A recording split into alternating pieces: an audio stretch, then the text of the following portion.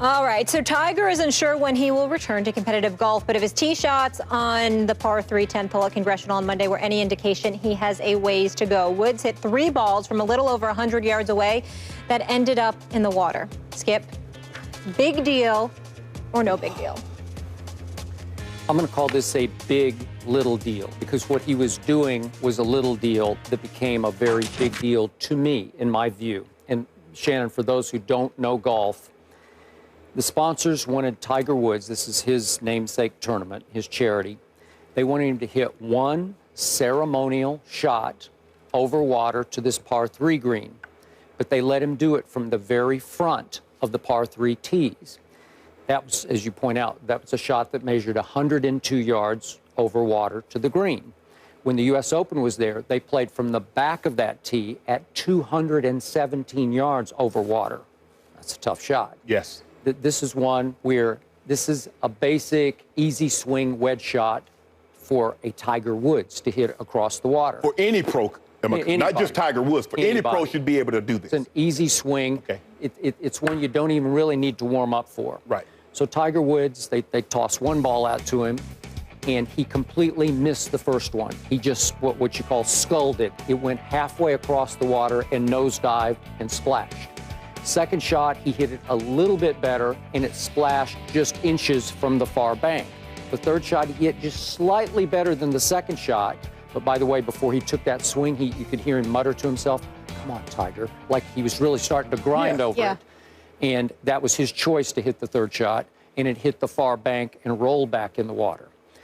And it was devastating not only to Tiger at that moment, but to the crowd around him. It was hushed silence by everybody, because everybody felt so bad for Tiger, because clearly he felt bad for himself.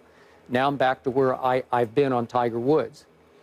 In all my years of watching all sports, I've never seen someone this great lose it this badly, where his confidence is completely, utterly shattered to the point that he can't even drop a couple of balls and just easy swing a wedge across the pond. Never seen anything like this. I haven't either. And again, to his credit, some excuses might apply here. It was chilly. He had a sweater on. He did not hit any warm-up shots. He's coming off back surgery, so I'm sure his back's a little stiff and tight.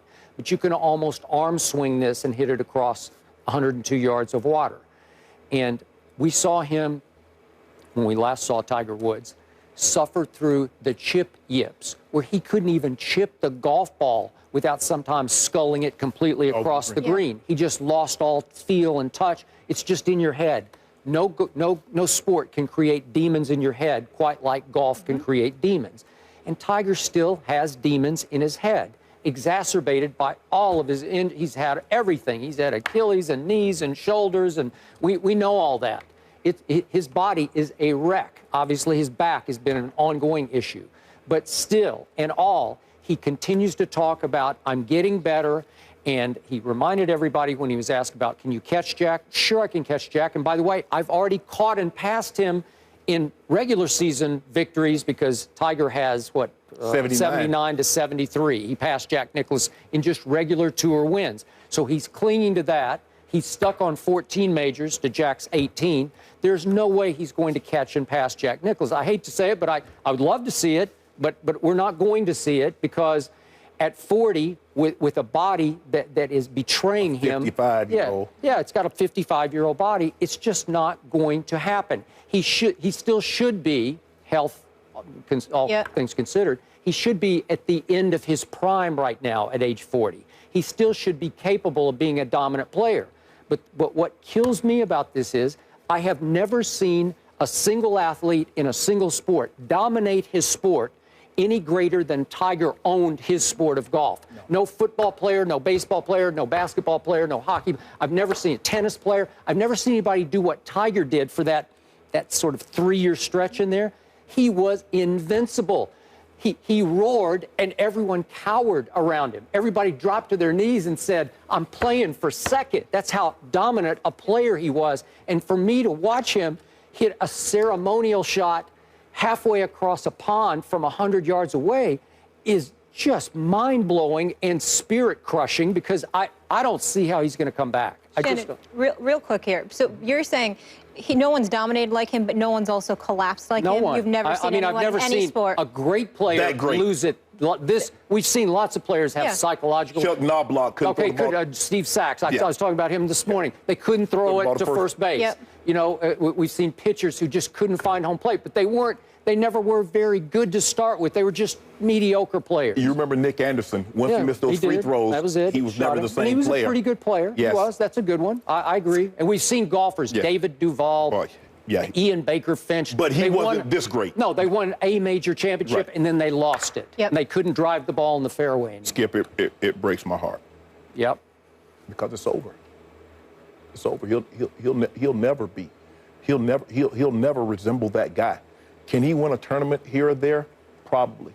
He's not going to win a major because he can't put, whether it's golf, and we see the same thing with Roger Federer.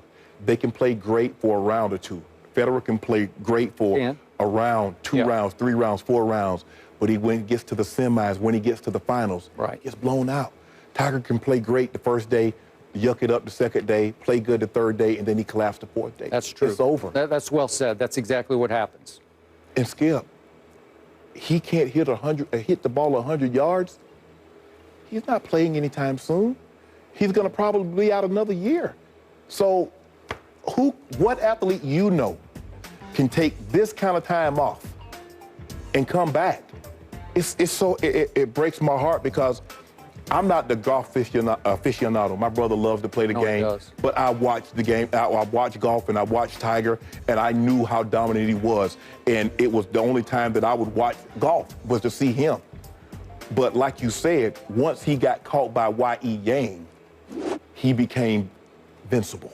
He did. Because now all of a sudden he had a lead and someone chased him down. Mm-hmm. No one had ever done that before. That was the last major of that year, the PGA. And that was pre-scandal. Yes. Well, that was shortly before the scandal because I think this happened in what, August, September? August 15th. And this happened on what, Thanksgiving or something. Right after so a couple of months after that, and it was, but how? I mean, it was like they removed this cloak of invincibility from around him, and he just crumbled. It was like all of a sudden, I'm not who everybody think I am, so I can't be great again. It is so sad, and to watch him hit the ball, and like you said, you know, a 100-yard swing. Well, there are no 100-yard holes on the golf course. You're going to have to drive the ball. So if he can't do a wedge, what's he going to do with a driver, Skip? And you said 2 back surgeries. You keep going. I've had surgeries, and I know people that had surgeries. You don't have people keep going into your body and get better. They've opened up the knee. They've done the Achilles twice. They've done the back twice. He's not getting healthier. He's 40. He's not 24. And it's so sad. And when I look at him and just look at his talk, I can see his body language. And I don't want to be no body language expert. But he knows. He puts on a brave face. And you heard Michael Jordan in his interview. He says, I just don't have the heart to tell him it's over. Skip, it's over, Skip. It's over. It's over. And like I said, it's over in terms of him being that guy. Yeah. Can he win a tournament? Could he possibly catch Sam Snead, who has 82 total wins? Could he get to 82, 83, 84? Maybe. Even that seems a long way away to me, like a long shot. Because we're looking at Phil, and Phil, in some tournaments, Phil is very competitive. He'll challenge for a major. I don't even see that with Tiger. Yeah, and I don't know how intertwined what happened off the course has been with what happens on the course, in that the cloak of invincibility gets ripped off on the golf course by Y.E. Yang, and then it gets ripped off through the scandal where he wasn't who we thought he always was as a husband and a father, and all of a sudden he's been exposed on and off the course. In all aspects, A lot of athletes really don't care what you think of it, because at the end of the day, when you walk by the mirror, he always knew who he was. Yep. Yeah. So why does it matter? It doesn't. Skip, when you do what you do, you're the king of the. You started this. You're the king of this debate. You're the Roger Bannister of embrace debate. There have been a lot of other guys that run sub 4 minutes. A lot of people out there don't know who that is. Go ahead. The first guy to run the sub 4 minute mile. Thank you. Skip, it doesn't matter. But to him, it clearly does, because that's why he put that front on. So the psyche and the health, and there it is, Molly. all attributing right to what happened. And maybe part of the reason he's holding on, also, you'd know this better than anyone, is that transition after you retire. It's difficult if he's not sure what's next for him. All right, moving on, guys. So after OKC's Game 1 win, Enes Kanter has something to say to our Skip Bayless. Get him, can't. Skip will react to that after the break. And he's not recanting. But he just